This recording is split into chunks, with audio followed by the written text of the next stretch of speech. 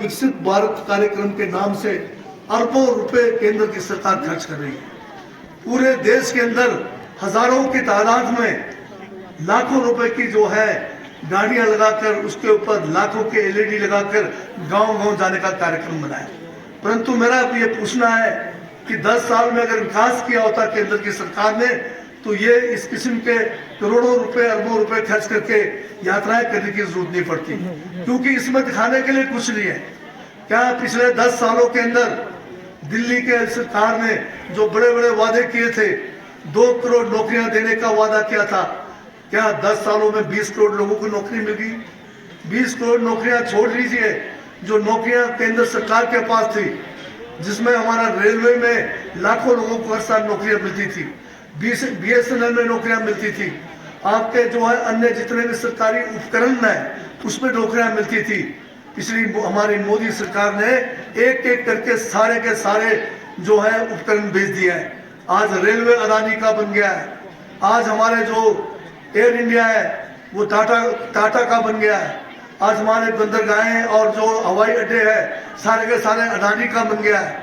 आज हमारे पास बचा क्या है? सब तो हमने प्राइवेट को बेच दिया है, और प्राइवेट को बेचने के बाद सरकारी क्षेत्र की नौकरियां नहीं है। आज 10 लाख करोड़ का कर्जा केंद्र की सरकार ने लिया हुआ है, परंतु उसका फायदा हमारे देश के लोगों को नहीं हो रहा है। कि 10 लाख करोड़ का कर्जा लेकर केवल जो है केंद्र की सरकार अपनी जो है महिमा मंडप करके हिंदुस्तान के लोगों को गुमराह करने में लगाया हुआ है। आज की तारीख में अगर आप हिसाब लगाएंगे तो केंद्र सरकार से जो बड़े बड़े इन्होंने वादे किए थे उनमें से एक भी वादा पूरा नहीं हुआ है। और उल्टा जो है आजकल कहा जा रहा है हिमाचल प्रदेश की कांग्रेस सरकार ने जो 10 गारंटियां जो चुनाव के समय हमने आपसे वादा किया था उसको एक भी नहीं किया। एक गारंटी की जहां बात हो रही है, क्या ये लोग जो है काले चश्मे पहनकर बैठे हुए? हिमाचल की कांग्रेस सरकार बनने के बाद पहली कैबिनेट की मीटिंग में बहुत बड़ा फैसला लिया गया ओपीएस का, पुरानी पेंशन योजना का, और उसके बाद जो है फैसला ही नहीं लिया गया बल्कि बजट के अंदर 1000 करोड़ का धनराशि जो है उपलब्ध करा के पुरानी पेंशन योजना को हिमाचल में शुरू किया गया, जिसके तहत 1,30,000 सरकारी कर्मचारियों को फायदा हो रहा है। आप सबको याद होगा 2003 तक जो है सरकारी कर्मचारियों को पेंशन मिलता था। 2003 में केंद्र में भारतीय जनता पार्टी की सरकार थी और हमारे अटल बिहारी वाजपेयी जी माननीय हमारे प्रधानमंत्री थे। उस समय पुरानी पेंशन योजना को समाप्त किया गया। तब से लेकर हिमाचल के अंदर या दूसरे प्रदेशों के अंदर सरकारी कर्मचारी आंदोलन करते रहे कि पुरानी पेंशन योजना बहाल किया जाए, क्योंकि सरकारी कर्मचारी या जो अधिकारी है जिनका बहुत बड़ा हाथ हमारे जो है विकास में होता है, जब वो 58 साल की नौकरी या 60 साल की नौकरी करने के बाद जब घर जाते हैं तो उनके पास आर्थिक रूप से किसी किस्म का जो है उनके पास कोई जो है वहाँ पर उनके लिए वहाँ पर कोई एक किस्म से जो है साधन नहीं होता है। परंतु ये पेंशन योजना समाप्त करने से इन लोगों के ऊपर बहुत बड़ा जो है नुकसान हुआ। अभी जो नई पेंशन योजना शुरू की थी उसमें 2700 रुपये मात्र मिल रहा था, और अभी जो हमने पुरानी पेंशन योजना शुरू की है तो जिनको 2700 रुपये मिल रहा है उनको नई जो ये पुरानी पेंशन योजना शुरू करने से 37,000 रुपये महीने का मिल रहा है। तो आप बताइए कितना फायदा हमारे जो कर्मचारी वर्ग को हो रहा है। 1,30,000 सरकारी कर्मचारी और उनके परिवार अगर जोड़े तो लाखों की तादाद में आज इस पेंशन का जो है फायदा हो रहा है। और इसी तरह से हमने ये बहुत बड़ा जो है गारंटी पूरा किया है। और साथ में आप जानते हैं जून महीने से हिमाचल प्रदेश में सितंबर तक इस बार भारी भरकम जो है यहाँ पर प्राकृतिक आपदाएं हुई है। इस किस्म की प्राकृतिक आपदाएं हिमाचल प्रदेश में पहले कभी नहीं हुई। हिमाचल का कोई भी जिला ऐसा नहीं था जहां पर लोग जो है इस प्राकृतिक आपदा से जो है जूझे ना हो। आज हिमाचल में अगर हिसाब लगाएंगे एक समय 1600 से ज्यादा सड़कें हमारी जो है अवरुद्ध थी। हमारे यहाँ पर 5000 से ज्यादा पेयजल योजना प्रभावित हुई। 5000 से ज्यादा हमारे बिजली के जो सप्लाई की लाइनें हैं ट्रांसफॉर्मर ये क्षतिग्रस्त हुए, और हजारों लोग जो है बेघर हुए। 3000 लोग जो है बिना घर के रह गए, जिनको कैंपों के अंदर रहना पड़ा। 16,000 से ज्यादा लोगों के मकान आंशिक रूप से जो है क्षतिग्रस्त हुए। हजारों बीघे हिमाचल प्रदेश के लोगों के बाग और बगीचे बाढ़ के अंदर बह गए। और इसी तरह से सरकारी संपत्ति का और निजी संपत्तियों का करोड़ों नहीं अरबों में नुकसान हुआ। ऐसे आपदा के समय में हिमाचल की सरकार ने हिम्मत नहीं हारी और हमारे माननीय मुख्यमंत्री ठाकुर सुखविंदर सिंह सुक्खू के नेतृत्व में उन्होंने कमान संभाली और हिमाचल प्रदेश में राहत के काम में एक मिसाल बनाया, एक रिकॉर्ड कामयाब किया। कम से कम समय में ज्यादा से ज्यादा लोगों को जो है राहत पहुंचाने का श्रेय जो है इस बार की हिमाचल की कांग्रेस की सरकार को मिला है। और यही नहीं, हम केंद्र सरकार से हमारे माननीय मुख्यमंत्री एक बार नहीं 2 बार जो है दिल्ली के अंदर माननीय प्रधानमंत्री जी से मिलने गए। हिमाचल के लिए अलग से जो है पैकेज की मांग की, राहत की मांग की, परंतु आज दिन तक केंद्र सरकार से हमें आपदा के लिए कोई विशेष पैकेज नहीं मिला। केवल मात्र 633 करोड़ रुपए, वो भी अगस्त के महीने में 200 करोड़ रुपए एक बार, और अभी कुछ जो है 2 हफ्ते पहले जो है इन्होंने जो है 433 करोड़ रुपए और देने की घोषणा की, जिसमें से केवल 300 करोड़ रुपए भी हमें प्राप्त हुआ।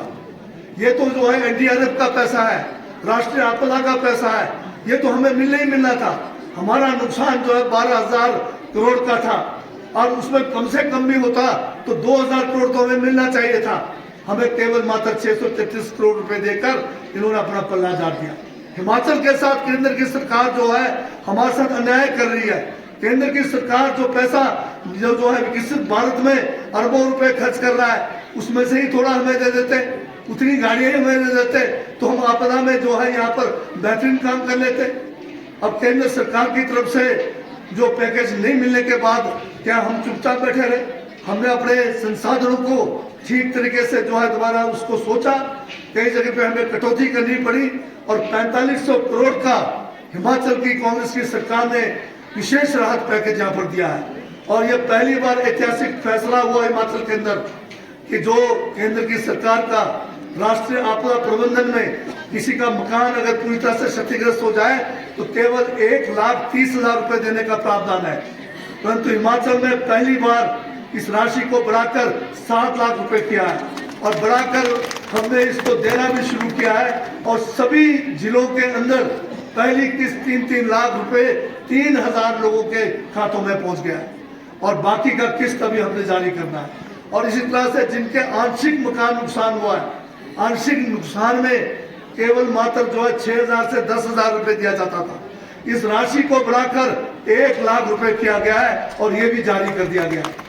इसी तरह से आप जानते हैं कि हमारे जो भेड़ बकरी है, पशुधन है, इसका भी भारी बरसात के कारण या बेमौसमी बर्फबारी के कारण या बाढ़ के कारण बड़ा नुकसान होता है। तो पहले जो आपदा प्रबंधन में केवल 3 बड़े पशुओं तक 33,000 रुपए प्रति पशु था, इसको बढ़ाकर जो है 55,000 रुपए प्रति बड़े पशु किया गया है, जिसमें नंबर नहीं रखा गया है। 3 से ज्यादा जितना भी आपका नुकसान हुआ है, अगर आपके 100 पशु भी नुकसान हुआ है तो उसके लिए भी जो है अलग से प्रावधान किया गया है। भेड़ बकरियों के लिए भी 3 तक की सीमा थी।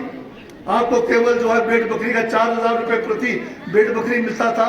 इस बार इस राशि को बढ़ाकर जो है 6,000 रुपए किया गया है और ये जो है इसमें भी कोई सीमा नहीं रखी गई है। अगर किसी के जो है पशु जो है भेड़ बकरी अगर 200 भी अगर बर्फ में दब गई है या बारिश के कारण उसका मृत्यु हुआ है तो उतना आपको जो है राहत की राशि दी जा रही है। आपके बगीचे या खेत आपका अगर बह गया हो तो 3,000 रुपए देने का प्रावधान था, जिसकी राशि बढ़ाकर 10,000 रुपए किया गया। तो इस तरह से भारी भरकम जो है राशि बढ़ा दी गई है और ये भी हिमाचल प्रदेश की कांग्रेस की सरकार ने और हमारे माननीय मुख्यमंत्री ने जो है अपने संसाधनों से इसको किया है। और मैं हिमाचल प्रदेश की जनता का भी हम लोग धन्यवाद करना चाहते हैं। हमारे छोटे छोटे बच्चों ने अपने जो इनको पॉकेट मनी मिलता है या जो पैसा के रिश्तेदारों से मिलता है गुल्लक में रखे थे, उस गुल्लक को भी तोड़कर मुख्यमंत्री राहत कोष में पैसा दिया। महिला मंडलों ने दिया है, युवक मंडलों ने दिया है, हमारे बहुत सारे जो है पेंशन भोगी लोगों ने दिया है, बहुत सारे लोगों ने पैसा जो है मुख्यमंत्री राहत कोष में दिया है, जो 250 करोड़ के करीब पहुंच गया है। तो ये बहुत बड़ी धनराशि हमें उपलब्ध हुई है। उसके लिए हम कांग्रेस की सरकार, हर जनता का जिन लोगों ने इसमें सहयोग किया उसका बहुत बहुत जो है धन्यवाद करना चाहते हैं। अभी हिमाचल प्रदेश को कांग्रेस की सरकार की ये सोच है कि हम जो है इसको स्वावलंबन बनाएंगे, हिमाचल को जो है हम दोबारा से जो है अपने पैरों पर खड़ा करने की कोशिश करेंगे, हिमाचल की आर्थिकी को मजबूत करेंगे। इसके लिए हमें कुछ कठिन और कठोर फैसले भी लेने पड़ेंगे। उसके लिए चाहे हमें अपने संसाधनों को किस तरह से जो है उसका दोहन करना है, उसके लिए हमें चाहे टैक्स भी लगाना पड़े, हमने उसकी शुरुआत की है। हमने आम जनता के ऊपर टैक्स नहीं लगाया। हमारे माननीय मुख्यमंत्री की सोच हिमाचल को आगे ले जाने की है। हमारे इस समय हिमाचल प्रदेश में 174 के करीब हमारे जो ये बिजली के प्रोजेक्ट है, जिसमें नटपा जाखड़ी का प्रोजेक्ट है, जिसमें हमारा यहाँ पर करचम वांगतू का प्रोजेक्ट है, बाजपा प्रोजेक्ट है, बाखड़ा का प्रोजेक्ट है, आपके एनटीपीसी के बहुत सारे प्रोजेक्ट है। ये प्रोजेक्टों को कि हमें सिर्फ 12% बिजली हमें मुफ्त देती है, बाकी कुछ हमें नहीं मिल रहा। इनसे कैसे, और हम तो ये तो इन्होंने तो जो है अरबों रुपए कमा लिए और इनको जो है ये प्रोजेक्ट भी जो है बहुत ज्यादा समय के लिए दिया हुआ है। अब इसके ऊपर पुनर्विचार किया गया कि ये जो प्रोजेक्ट है इनका जो पानी हमारा इस्तेमाल हो रहा है, इस पानी के ऊपर हमने टैक्स लगाया। ये टैक्स कोई नया नहीं है, उत्तराखंड में भी लग रहा है टैक्स, सिक्किम में भी लग रहा है टैक्स, जम्मू कश्मीर में भी लग रहा है टैक्स। पर उत्तराखंड में बीजेपी की सरकार है, जम्मू कश्मीर जो है केंद्र शासित प्रदेश है जहां पर केंद्र का शासन चला हुआ है, और सिक्किम में भी जो है भाजपा के जो है गठबंधन सरकार है। वहां पर टैक्स लगाने से बीजेपी की केंद्र की सरकार रोक नहीं रही है। हिमाचल में हमने टैक्स लगाया तो बीजेपी की केंद्र की सरकार ने एनजेपीसी वालों को बोल दिया, दूसरे जो सरकारी बागड़ा डैम वाले को बोल दिया कि इनको जो है कोर्ट में खड़े करो कि आप जो है टैक्स मत दो। ये दो किस्म के कानून देश के अंदर कैसे हो सकते हैं? हिमाचल अपने पानी का टैक्स नहीं लगा सकता है तो फिर हमें जो है साथ वाले पड़ोसी उत्तराखंड में कैसे लगा रहा है? तो ये हम टैक्स लगाकर ये बिजली के जो बड़े बड़े हमारे, चाहे ये हमारे सरकारी क्षेत्र में है, चाहे जो है हमारे बड़े बड़े जो उद्योगपति है, तो मामूली सा 5% का टैक्स लगाया, तो उसके ऊपर भी केंद्र सरकार हमें जो है हमें रोक रही है, हमारे हिमाचल प्रदेश के साथ अन्याय कर रही है। और दूसरी तरफ से बाखड़ा बांध का 7% का जो हिस्सा मिलना था, सुप्रीम कोर्ट ने फैसला कर दिया 4300 करोड़ रुपए हमें मिलना है, परंतु मोदी सरकार हमें 4300 करोड़ रुपए बाखड़ा बांध का जो है पंजाब, हरियाणा और राजस्थान से हमें दिला नहीं रही है, जानबूझ के हमें दिला नहीं रही है ताकि हिमाचल जो है यहाँ पर जो है और ज्यादा मुसीबत में पड़ जाए, हिमाचल की आर्थिकी और जो है कमजोर हो जाए, इसके लिए ये जो है कोशिश कर रही है। तो मेरा यह कहना है कि केंद्र की सरकार जो है हिमाचल प्रदेश के साथ सौतेला व्यवहार भी कर रही है, अन्याय भी कर रही है। अभी आप जानते हैं कि वाइब्रेंट विलेज के नाम से हमें जो है एक झांसा दिया जा रहा है, हमें 430 करोड़ का स्कीम बना के दिल्ली के अंदर भेज दिया, साल खत्म होने जा रहा है, एक पैसा हमें नहीं आ रहा है।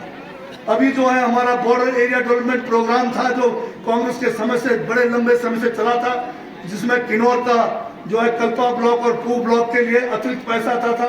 पिछले बीजेपी के 4 सालों से उसमें पैसा नहीं आया।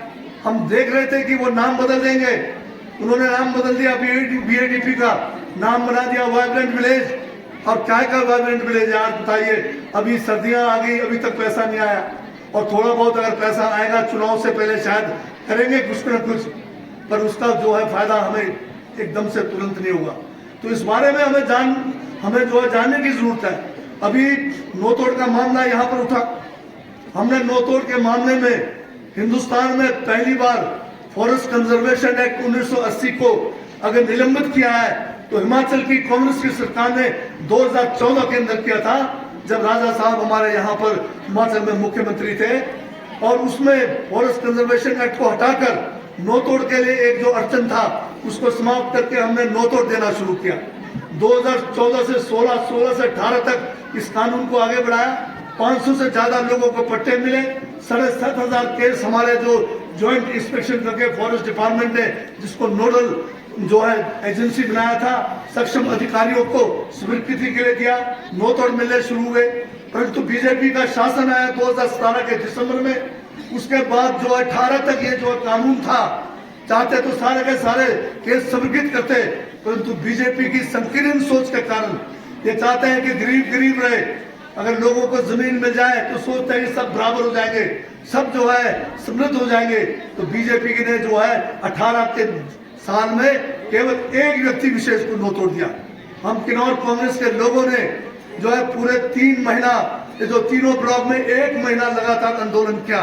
और हमारे जिला अध्यक्ष यहाँ पर है, दूसरे साथी यहाँ पर है। हम लोगों ने शिमला जाकर, जब दिवाली के दिन हमारे उस समय मुख्यमंत्री जयराम जी थे, उनसे फिर गुहार लगाई और उन्होंने कहा कि हम कर देंगे, वो कर देंगे। करते करते उनका समय निकल गया, एक भी मामला नो तोड़ का नहीं हुआ। अभी हमारी सरकार बनने के बाद सबसे पहला जो काम जो हमने जनजातीय क्षेत्रों के लिए किया, नो तोड़ की बहाली के लिए कैबिनेट से प्रस्ताव पास करके, उसके बाद जनजातीय सलाहकार परिषद से भी जो है प्रस्ताव पास करके माननीय गवर्नर महोदय के पास भेजा है। अब गवर्नर महोदय के पास ये फाइल जो है पिछले 4 महीनों से लटका हुआ है। मैं स्वयं 3 बार खुद जाके मिला हूँ।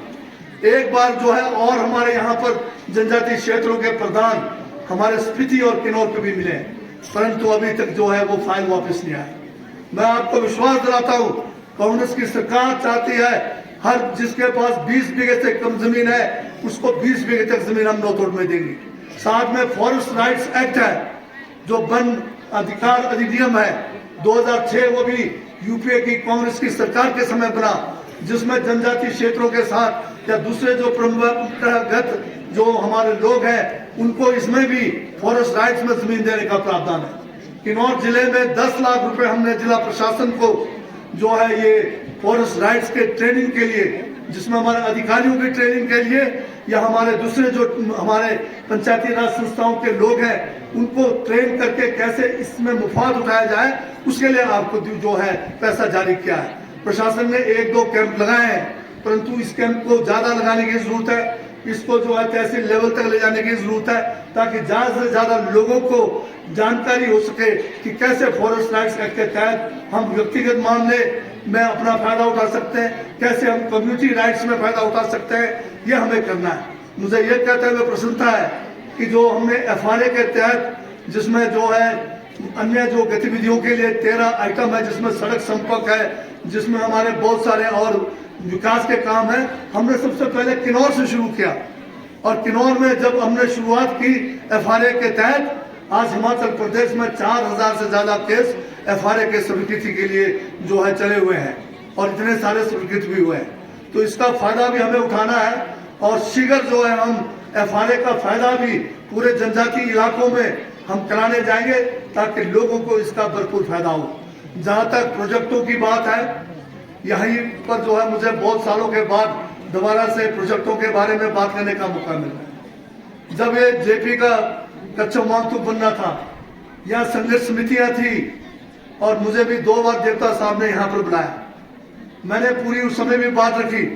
ये जो JP का जो प्रोजेक्ट बना, इसका MOU 1993 में हुआ। इम्प्लीमेंटेशन एग्रीमेंट जिस दिन धूमल साहब की सरकार का आखिरी दिन था 2003 के 6 मार्च को हुआ। और उसके बाद हमने कहा कि हम इसमें लाड़ा लगाएंगे, जो भी आपकी डिमांड है हम इसको पूरा करेंगे, प्रोजेक्ट रुकने वाला नहीं है।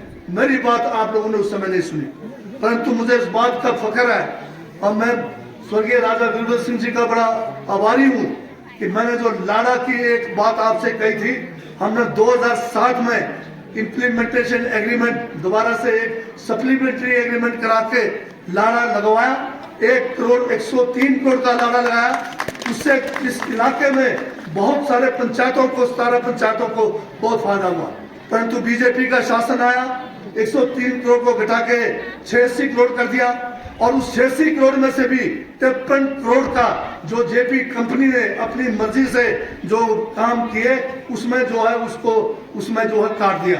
परंतु हमारी सरकार 2014 में दोबारा बनी, 13 में बनी थी, 14 में दोबारा फैसला हुआ। हमने लाड़ा को 103 पे पहुंचाया। जो 54 करोड़ का इनको फायदा पहुंचाया गया था, उसको भी हमने नहीं माना है। अब दोबारा से हमने जो है उसको कम से कम करके 2.5 या 303 करोड़ या 4 करोड़ पर है। और दोबारा से जो लाड़ा का चेयरमैन जो है, अब स्वयं मैं हूँ इसमें।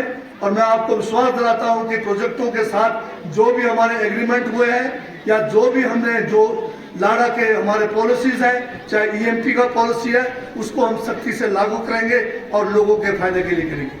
यहाँ पर 1% बिजली जब इनका जनरेशन होता है वो देने की बात हुई है। ये मैंने अभी भी बताया था, मामला छोटे कंपनियों ने कोर्ट में किया हुआ है, पॉलिसी बाद में आई है। ये जो JSW वाले भी इसका जो है विरोध कर रहे हैं, जो दूसरे और कंपनियां हैं वो भी इसका विरोध कर रहे हैं, परंतु हम भी जो है इसको कानूनी रूप से भी देखेंगे और सरकार के अंदर भी देखकर किस तरह से इसको लागू करें, उसके लिए मैं आपको विश्वास दिलाना चाहता हूँ। मैं ज़्यादा समय ना लेता हुआ पुनः जो है जिला प्रशासन के सभी अधिकारी और कर्मचारी वर्ग को इस विशेष ग्राम सभा जो ऐतिहासिक है, पहली बार मंत्री, अधिकारी, बड़े बड़े अधिकारी, शायद किसी ने ग्राम सभा में आज तक जाने की भी नहीं सोची होगी, हम लोग यहाँ आपके बीच में पहुंचे हैं, तो उसके लिए अच्छा तरीके से आयोजन किया। सबको जो है मैं बहुत बहुत जो है आपको बधाई देता हूँ, और ग्राम पंचायत और यहाँ के प्रधान जी और सभी ग्रामवासियों का भी धन्यवाद करता हूँ कि आपने बहुत कम थोड़े से नोटिस पर इसका आयोजन किया। विभागों के यहाँ प्रदर्शनियाँ लगी है, इन प्रदर्शनियों का भी आपको फायदा उठाना चाहिए, क्योंकि बागवानी एक ऐसा हमारे पास आय का साधन है किन्नौर के अंदर, जिसमें अगर आप अच्छा करेंगे तो आने वाला समय हमारा और उज्जवल और अच्छा हो सकता है। बागवानी को लेकर मैं ये कहना चाहता हूँ कि अब जिला के हर पंचायत में कोशिश करेंगे, हर गांव में हमारा बागवानी विभाग, हमारा कृषि विभाग, हमारा रेवेन्यू डिपार्टमेंट, हमारे जो RD डिपार्टमेंट, हमारे उद्योग डिपार्टमेंट, जिनके पास भी सरकारी स्कीमें हैं, ये गांव में आएंगे और एक कैंप लगाकर आपको पूरा सरकारी स्कीमों के बारे में जानकारी देंगे, और आपसे जो खासकर बागवानी में जो आप प्लांटेशन करना चाहते हैं, किस किस्म की आप जो है भविष्य में सेब की खेती करना चाहते हैं, इसकी पूरी आपको जानकारी देंगे। और आपसे ये भी निवेदन करना चाहूँगा कि सेब का ही फल क्यों ना, पौधे क्यों ना हो, नाशपाती का क्यों ना हो, चेरी का ना हो, आप बाहर जो है सड़क पर जो लोग ला रहे हैं उनसे ना खरीदें। ये पौधे जो है एक तो रोगग्रस्त होते हैं, दूसरे इसकी क्वालिटी का कोई पता नहीं। आपको बोलेंगे रूट स्टॉक पर है, कल वो पार्टी का निकलेगा, सीडलिंग का निकलेगा। आपको बोलेंगे गाढ़ा है, कल वो पता नहीं क्या निकलेगा। इसलिए बागवानी विभाग के पास, हमारे पास रूट स्टॉक की कोई कमी नहीं है, हमारे पास ग्राफ्टेड प्लांट्स की कोई कमी नहीं है, केवल आपसे हमें डिमांड नहीं आ रहा है। उसमें मेरे बागवानी विभाग की भी कमी है, जो इन्होंने डिमांड इकट्ठा नहीं किया है। ये डिमांड जो है पंचायतों को लिख देते हैं, पंचायत वाले का काम नहीं है कि वो डिमांड इकट्ठा करें, पर ग्राम सभाओं में आप ये डिमांड इकट्ठा कर सकते हैं। और हमें जो है अगर आप भेजेंगे तो हम आपको साल के जब भी ये पौधे लगाने होते हैं, चाहे वो बाहर के देशों से मंगाए हुए हैं, चाहे आपका चेरी है, चाहे आपके प्लम है, हर किस्म के पौधे हम आपको उपलब्ध कर सकते हैं। आप बाहर से ना ले, ये मेरा आपसे निवेदन रहेगा। और जो बाहर से ला रहे हैं उनके ऊपर अगर वो सर्टिफिकेशन नहीं होगा, उसका रजिस्ट्रेशन नहीं होगा, तो हमारे विभाग को अधिकार है कानूनन कि उसको जब्त करके उसको जलाने का भी प्रावधान है। तो ये आपके ऊपर निर्भर करता है आप कैसे करें।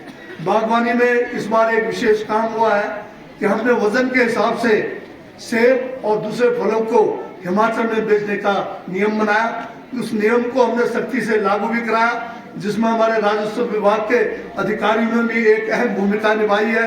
और उसके करने से बागवानों को पहली बार सेब का उचित मूल्य भी मिला है। ये नियम अब जो है हमेशा के लिए होगा। अब एक सेब का जो पेटी है, वो पेटी भी अब यूनिवर्सल कार्टन इस बार हम लागू करने जा रहे हैं। हाई लेवल की हमारी कमेटी बन गई है, उनका फैसला शीघ्र आने वाला है। और आप जो है पुरानी पेटियों को जो है खत्म कर लो, वो पुरानी पेटियां बाजार में लाएंगे तो आपको जो है फाइन देना पड़ेगा। अब जो है नए किस्म की पेटियां आएगी, उसका नाम बेशक आप यूनिवर्सल रखो चाहे जो रखो, पर एक से बाद पेटियां होगी, इसका जो है भरपूर फायदा होगा आपको। तो इन्हीं शब्दों के साथ यहाँ पर जो हमारे बहुत सारे महिला मंडलों ने बहुत अच्छा यहाँ पर प्रस्तुति दिया है। जैसे लोक नृत्य के द्वारा इन्होंने बेटी बचाओ बेटी पढ़ाओ का यहाँ पर बात किया है। इस बात का हम फख्र से कह सकते हैं किन्नौर के लोग, जनजाति लोग, कि लड़कियों के लिए यहाँ पर महिलाओं के लिए बहुत आधार है। हमारा जो जनजाति समाज है, महिलाएं हमारे ऊपर है। यहाँ पर बेशक हमारी बच्चियाँ कह रही थी बहुत कुछ यहाँ होता है, इस किस्म का नहीं होता है। बेटी पैदा होने पे भी हम लोग खुशी मनाते हैं, और हमें जो है समाज में हमारे महिलाओं को बहुत अच्छा जो है इज्जत मिलता है। शादियों में तो जो है दूल्हा वाले तो बिल्कुल जो है बेचारे जो है सिर झुका के जाना पड़ता है, लड़कियों का ही हाथ भारी होता है, तो ये हमें बरकरार रखना चाहिए। आज हमारी महिलाएं जो है हर फील्ड में आगे हैं, चाहे आप कहें अब तो जो है सेना तक में जा रहे हैं, हमारे हर फील्ड में महिलाएं जा रहे हैं, बहुत अच्छा वो है। और महिलाओं को बढ़ चढ़कर हिस्सा भी ले रहे हैं। ज़्यादातर प्रोग्रामों में मर्द दिखाई देते नहीं है, ज़्यादातर महिलाएं ही दिखाई दे रहे हैं, तो ये भी एक अच्छा संकेत है कि हमारी महिलाएं आगे बढ़ रही हैं। इन महिलाओं को प्रोत्साहित करने के लिए विष्णु महिला मंडल और ब्रह्मा विष्णु महिला मंडल, वीरकली महिला मंडल और महिला मंडल याशन को जो है 25-25 हज़ार रुपये जो है आपको प्रोत्साहन राशि दिया जाएगा। और साथ में 2 बेटियों ने, किरण और खुशबू, दोनों एकलव्य स्कूल में है, बहुत अच्छा इन्होंने यहाँ पर अपना जो है बात रखी है, इनको भी 5-5 हज़ार रुपये जो है देने की बात करता हूँ। आप सबका बहुत बहुत धन्यवाद। जय हिंद, जय माता।